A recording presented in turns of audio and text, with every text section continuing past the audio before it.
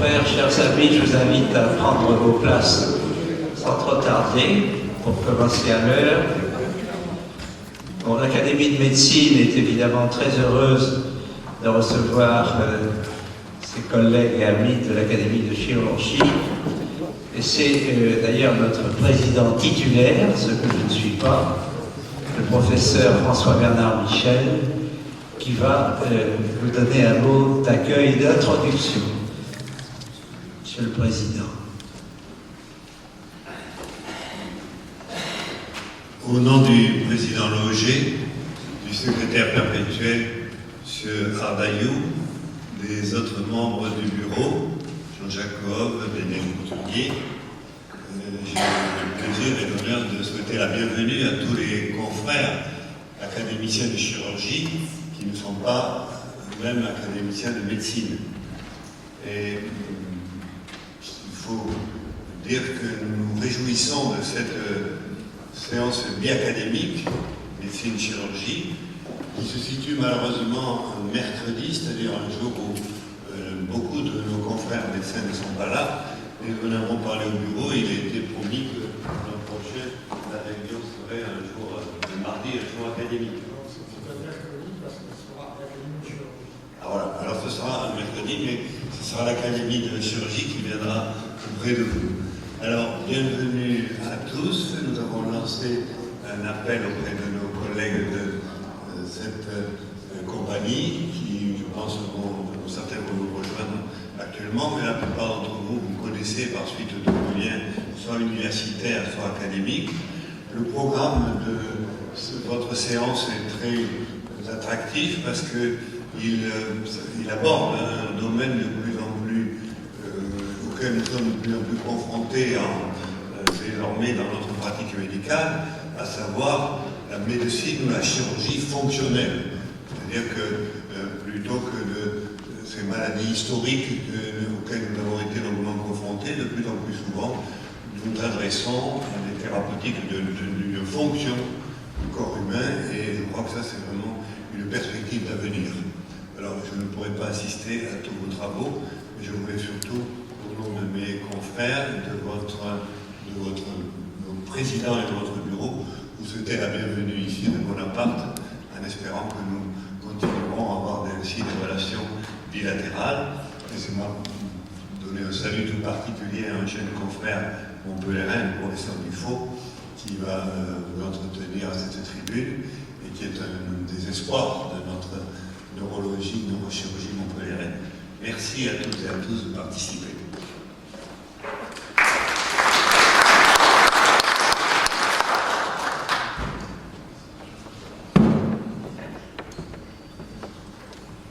Merci beaucoup.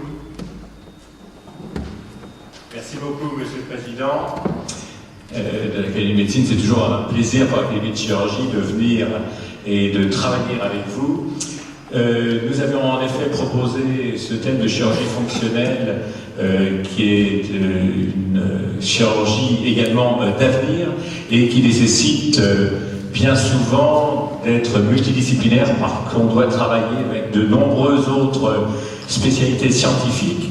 Et c'est la raison pour laquelle j'avais demandé au professeur Guillaume Morel, qui est professeur à l'université Paris 6, Pierre-Marie Curie, qui est responsable de l'ISIR, qui est l'Institut du système intelligent et robotique, qui est un leader international sur la robotique médicale notamment, et avec lequel on a la chance, dans le service d'origine de la Pitié, de travailler avec lui depuis 7 ou 8 ans, de bien vouloir nous faire une conférence introductive avant les 4 thèmes que vous avez sur le programme. Et si vous le permettez, j'ai appelé le professeur Guillaume Morel.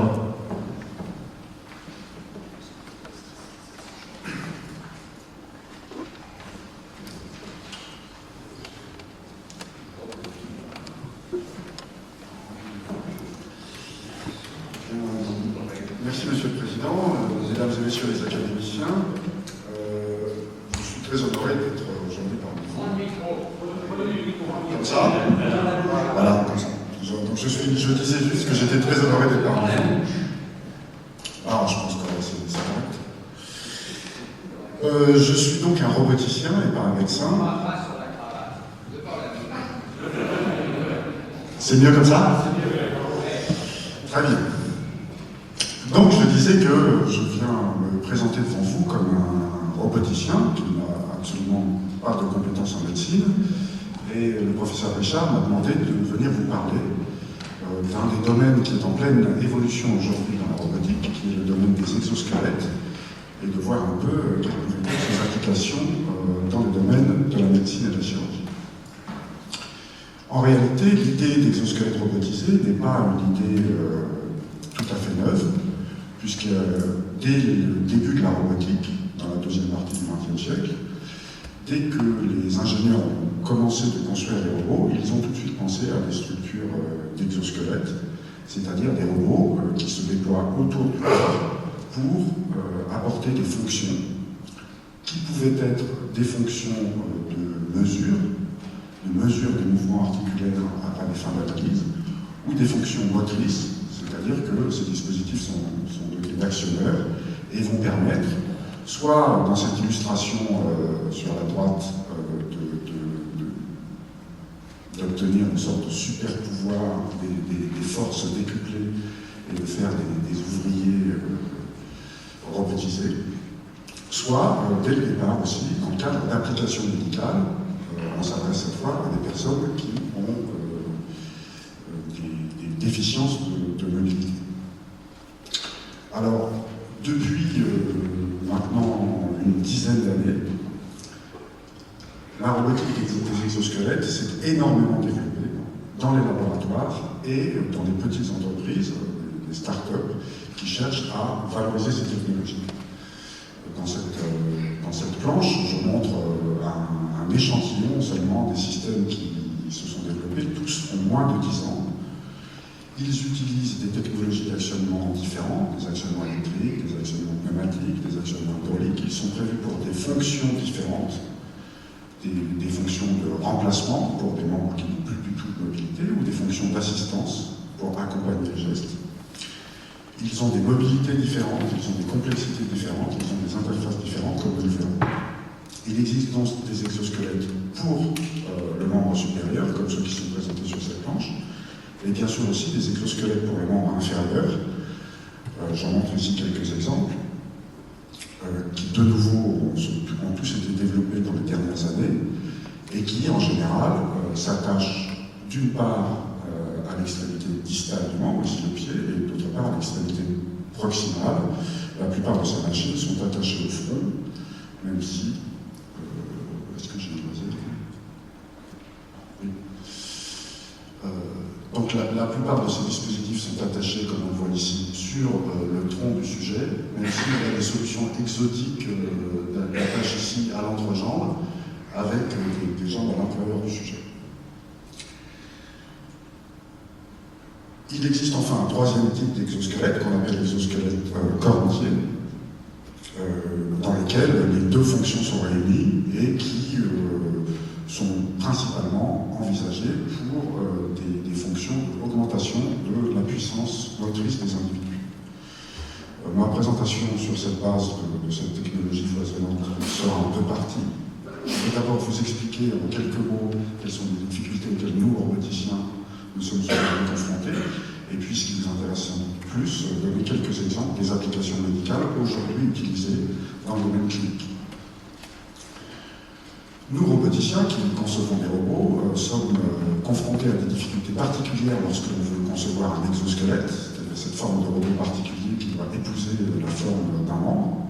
D'abord parce que les performances mécaniques des membres humains sont par de nombreux aspects bien supérieurs aux performances mécaniques des robots, dans la versatilité, dans les mobilités qui sont redondantes et très nombreuses, dans la combinaison entre la puissance que les membres peuvent fournir et la précision qu'ils peuvent atteindre, ce qui est relativement difficile à produire avec une machine artificielle. Donc nous devons, avec les exosquelettes, essayer de reproduire ces mobilités, de reproduire ces vitesses, ces puissances, et ça pose de nombreuses difficultés. Peut-être que la difficulté principale que nous avons, c'est celle que nous appelons la compatibilité cinématographique. C'est-à-dire le fait que, bien sûr, d'un sujet à l'autre, l'anatomie varie, la cinématique des mouvements est différente, la cinématique des liaisons est différente, différente, la longueur des segments est différente, et que quand on construit une machine, il est préférable qu'elle puisse s'adapter aux différents sujets avec lesquels elle doit interagir. Donc il y a la variabilité et la complexité même de la cinématique d'une articulation, puisqu'avec des robots, on est capable de faire des rotations, des translations, des combinaisons de ces mouvements, mais reproduire par exemple le complexe du mouvement de l'épaule relève presque de l'impossible s'agissant d'une structure robotique. Et puis la dernière difficulté que nous avons pour concevoir les machines, c'est de pouvoir les rendre transparentes. La transparence d'un robot, c'est sa capacité à ne pas s'opposer au mouvement volontaire qu'on veut lui imposer, c'est-à-dire en fait la légèreté, le fait qu'elle ne va pas résister au mouvement. Il va nous falloir limiter les masses, les inerties, contrairement à ce premier exosquelette d'un ouvrier dans une machine gigantesque. Si on veut aujourd'hui faire des exosquelettes qui ont un potentiel d'application, notamment dans le handicap, il faut qu'ils soient légers et faciles à déplacer. Le deuxième volet qui nous pose des difficultés, nous roboticiens, quand on veut faire un exosquelette, c'est celui de la commande. Nous devons fabriquer des machines avec lesquelles le sujet va interagir de façon naturelle. Les commandes vont être partagées. Il s'agit bien ici de faire des exosquelettes qui ne sont pas des machines de gymnastique auxquelles on va attacher un sujet et puis réaliser des mouvements, dans le cas d'une mobilisation passive. Encore que ceci soit possible, mais ce n'est pas l'objectif comme nous le verrons plus tard. Donc il faut être capable de partager les commandes entre un sujet et une machine, ce qui veut dire que la machine doit comprendre les intentions motrices, et pour ça utiliser un certain nombre de capteurs comme les interfaces avec le cerveau, les signaux neuronaux, les signaux néographiques, etc. Et enfin, toujours dans le cadre de rendre naturelle l'interaction, il nous faut être capable d'anticiper les mouvements, et pour ceci, nous devons faire appel à un domaine des neurosciences qui décrit notamment les invariants qui existent dans le mouvement d'un sujet. Il y a des invariants dans la trajectoire, il y a des invariants dans les cinématiques, il y a des invariants dans l'organisation interarticulaire qu'on appelle synergie, et cette connaissance doit être mise dans les robots pour qu'ils puissent interagir naturellement. Alors je vais un peu illustrer ces différents concepts à travers un projet qui est dans notre laboratoire, qui est un exosquelette qui s'appelle ABOB. Donc cet exosquelette a 4 degrés de liberté, 3 rotations organisées de façon sphérique pour l'épaule, et puis une rotation pour le coude. Et vous voyez qu'on travaille avec des technologies qui permettent de rendre ces systèmes, sur la vidéo de gauche, on voit simplement les performances qu'on obtient grâce à une conception fine, c'est-à-dire qu'on fait des dispositifs mécaniques qu'on dit réversibles et que l'on peut piloter par la sortie. Et puis sur le transparent de droite, on ajoute des éléments de commande, des modèles de compensation de frottement, pour rendre le système comme s'il était flottant dans l'espace. On obtient ainsi un exosquelette très léger et qui va en particulier ne pas gêner le geste quand il n'est pas utile de le faire. C'est une base pour pouvoir contrôler correctement les efforts qu'on nous applique. Le second concept dont je vous ai parlé, c'est celui de la compatibilité cinématostátique. Donc vous avez une simulation en haut à gauche de la planche de ce que ça donnerait si on était capable de souder de façon rigide un exosquelette à un bras ici réduit à une seule articulation. Les points rouges sont les points où le stress mécanique est important. Et ce phénomène est lié au fait que la cinématique du bras et la cinématique de l'exosquelette ne sont pas strictement identiques. La rotation ne s'effectue ici pas au même point. Ces différences sont inévitables, comme je l'ai expliqué, puisqu'il nous paraît aujourd'hui impossible d'imiter de façon très fine la cinématique du monde supérieur. Ça a posé beaucoup de problèmes. Aujourd'hui, on sait résoudre ça avec des techniques qui sont empreintes de la théorie des mécanismes, une théorie du 19e siècle, et qui nous permettent de calculer de façon précise comment connecter un exosquelette qui est rigide à un membre, ici le membre supérieur, en ajoutant des mécanismes tels que celui qui est représenté en bas, et qui qui vont libérer les contraintes et qui vont permettre d'appliquer de façon raisonnée et maîtriser des forces sur le monde et rendre la manipulation facile. Enfin, je voulais donner un exemple ici du lien que nous pouvons faire avec les neurosciences et l'organisation en synergie. Les exosquelettes ont ceci de particulier qu'ils peuvent se connecter sur plusieurs segments du membre et que donc l'interaction se fait au niveau de chaque articulation. On peut maîtriser les mouvements articulaires et interarticulaires. Les anciens, les pionniers de la théorie des neurosciences, dont Bernstein, nous ont appris que pour résoudre la redondance cinématique de notre bras, ou de tous nos gestes, c'est-à-dire pour résoudre le fait que nous avons une infinité de solutions pour réaliser un geste ou ajuster une posture, notre système nerveux central emploie le concept de synergie, c'est-à-dire un ajustement postural précalculé, une façon de synchroniser les articulations qui va nous permettre de choisir parmi cette infinité de solutions.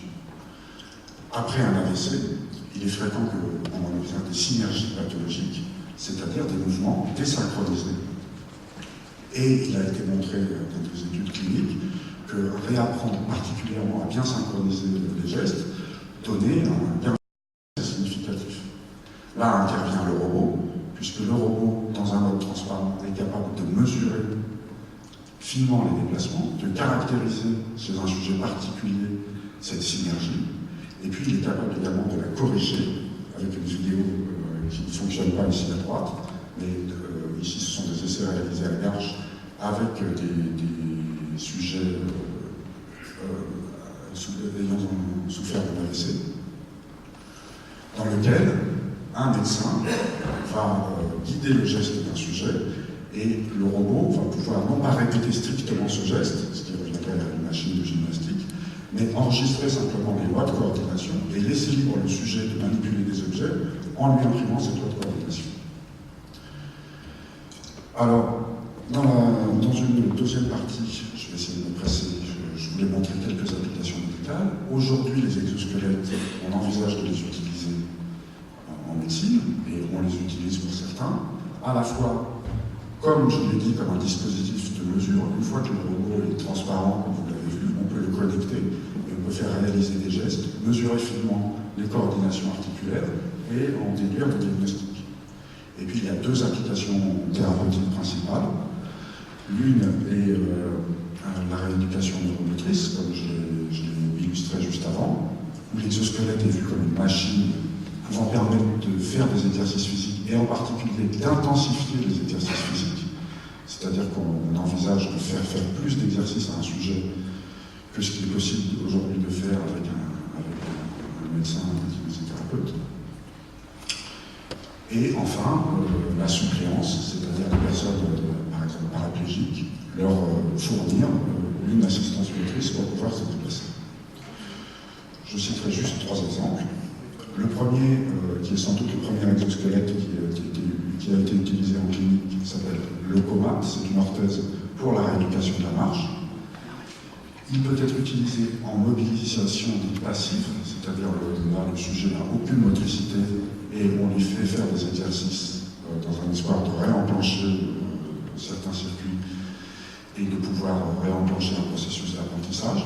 Et puis, et c'est surtout là que sont intéressants les robots, une mobilisation dite active aidée, dans laquelle, dès que le patient a repris un peu de motricité, il va pouvoir entreprendre le mouvement et le robot va l'amplifier, amplifier les forces qu'il peut produire, amplifier les mouvements pour au fur et à mesure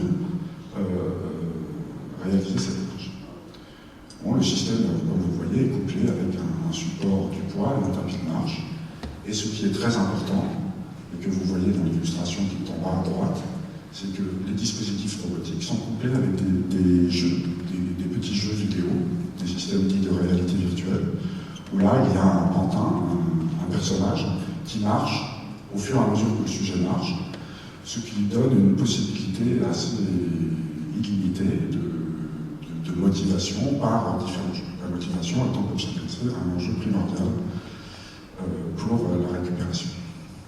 Le deuxième exemple est le bras Armio. Donc, il s'agit s'agit là aussi d'une orthèse pour la rééducation, mais cette fois-ci du membre supérieur.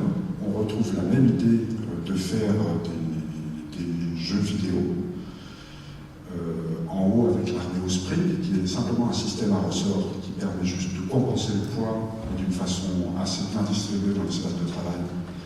On va faire des jeux, par exemple ici, pour ramasser des pommes, ou alors dans une version motorisée avec des jeux plus complexes et des mouvements plus complexes. Encore une fois, un intérêt primordial est que l'assistance est modulable dans la version motorisée. On peut assister à 100% des gestes, c'est-à-dire le robot mobilise le patient, ou on peut, au fur et à mesure, diminuer le niveau d'assistance jusqu'à arriver à des mouvements à peine corrigés. Le troisième exemple est dans le domaine de l'assistance au handicap. C'est ce dispositif qu'on appelle Rewalk, donc qui est une orthèse destinée à faire marcher une personne paraplégique dont là, le niveau de mobilité est nul.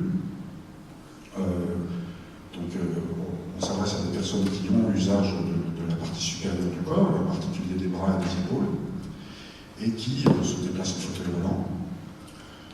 Là, l'idée n'est pas de remplacer le fauteuil roulant, puisque de très nombreux déplacements sont possibles, mais de fournir une alternative à ce fauteuil pour avoir des occasions de se lever. Donc le robot est capable de lever la personne, de la rasseoir dans un fauteuil, et de faire des déplacements tels que vous le voyez, où là, en fait, les déplacements sont commandés simplement par un balancement du tronc en avant, que le robot détecte, et sur lequel il va imprimer un pattern de marche, lequel est commandable par une petite montre sur le bras de la patiente.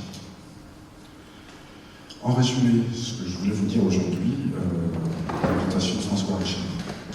Nous avons beaucoup, depuis ces dernières années, développé des exosquelettes dans les laboratoires. Et nous avons aussi beaucoup travaillé avec des jeunes entreprises pour les transférer et les rendre disponibles à la communauté médicale, avec les applications que vous avez vues. Je n'ai pas parlé des contraintes économiques, mais elles sont importantes, évidemment, et elles sont assez prégnantes aujourd'hui.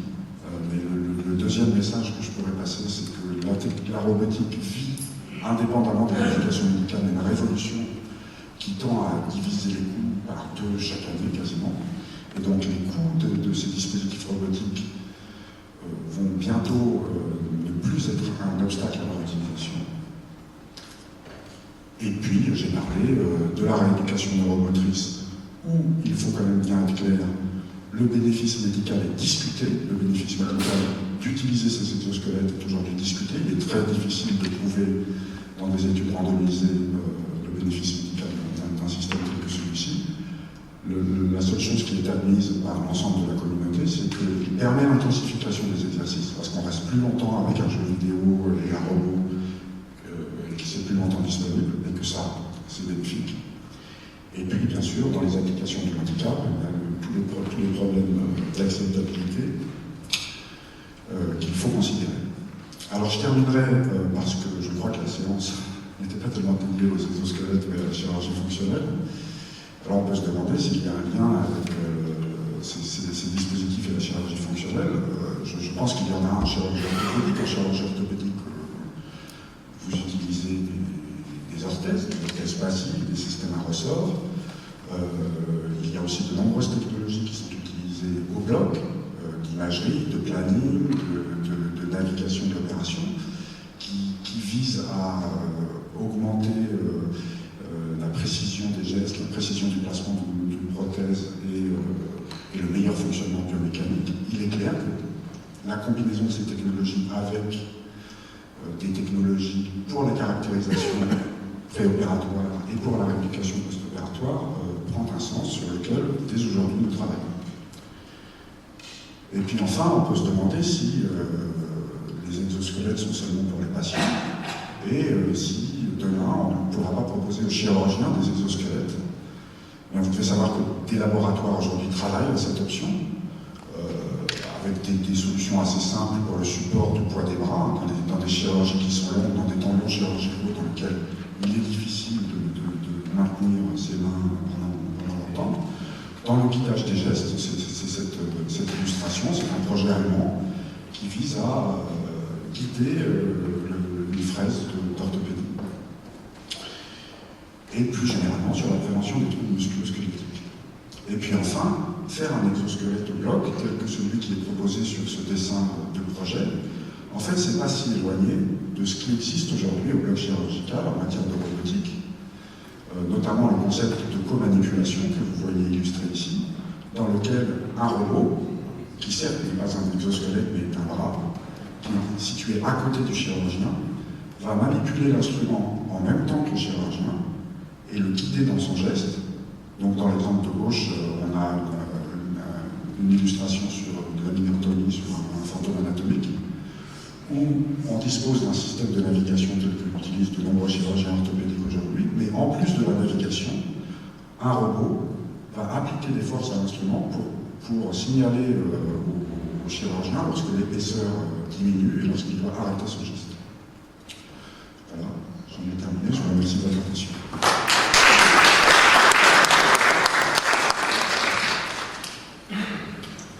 Bien, je remercie le professeur Guillaume Morel d'avoir fait ce panorama de ces robots.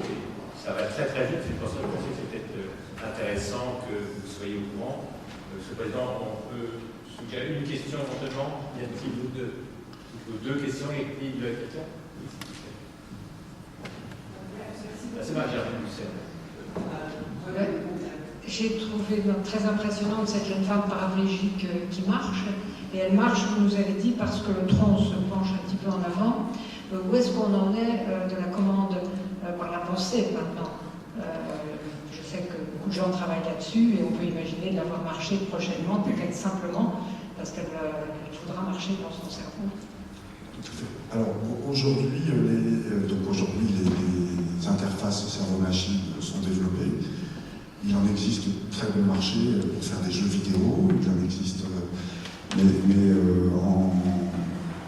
disons qu'en général, et ce serait possible dans ce type d'application, elles sont limitées à des instructions très simples. C'est-à-dire qu'aujourd'hui, les expériences réussies d'utilisation, c'est par exemple de dire à un robot d'aller à droite ou d'aller à gauche, en se concentrant assez longuement sur le fait qu'il faut aller à droite ou aller à gauche, après une phase d'apprentissage. Et là, le robot est capable d'interpréter sans erreur les ordres. La difficulté aujourd'hui est que obtenir 100% de réussite dans l'interprétation des signaux que nous enregistrons est très difficile.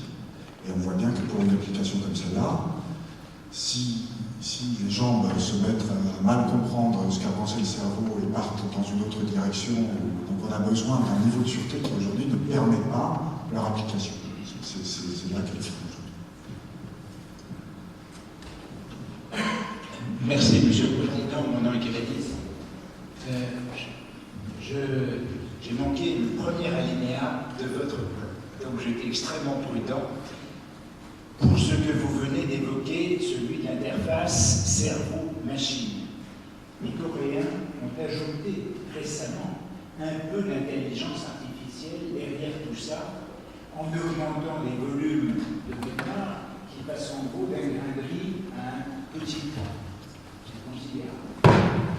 Cela posé, il y a des programmes, et l'un d'entre eux est celui qui est en route à Pierre et Marie Curie, Paris 6 notamment, sur les commandes EEG, raffinées justement pour éviter des contradictions de contrôle et pour essayer de déterminer en intelligence artificielle les zones actives et les zones suppressives du cortex. Et toute l'histoire est là.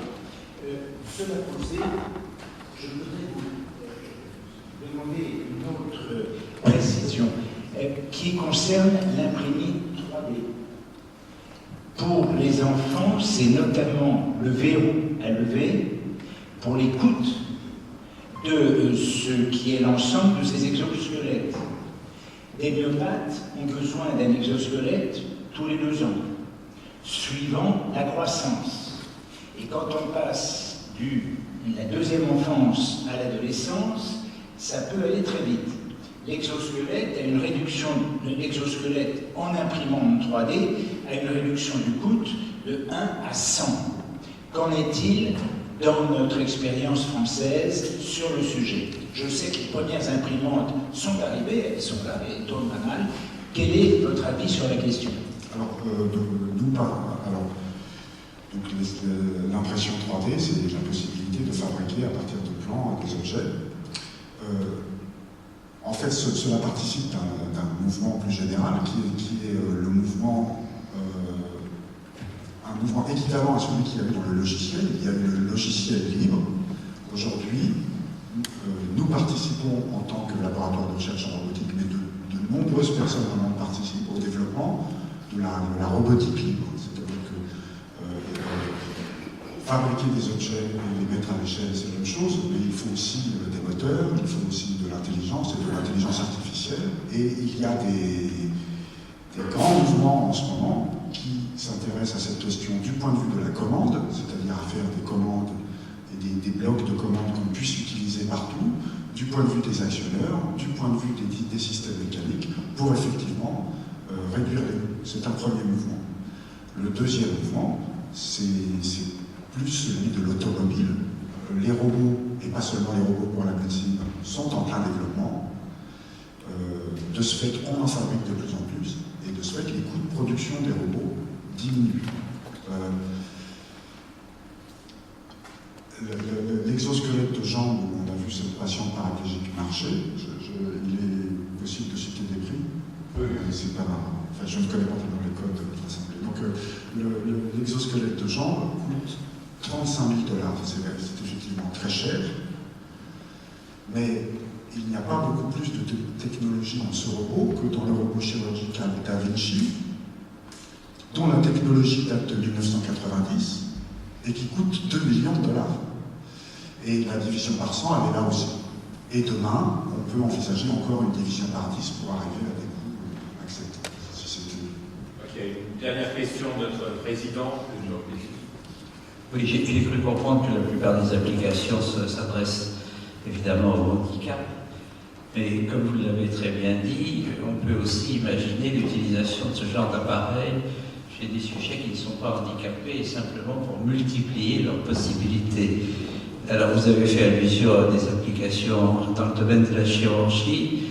Je voulais savoir si les milieux militaires s'intéressaient à ce genre d'appareil et si au fond on commençait à toucher là un peu le domaine de l'homme augmenté.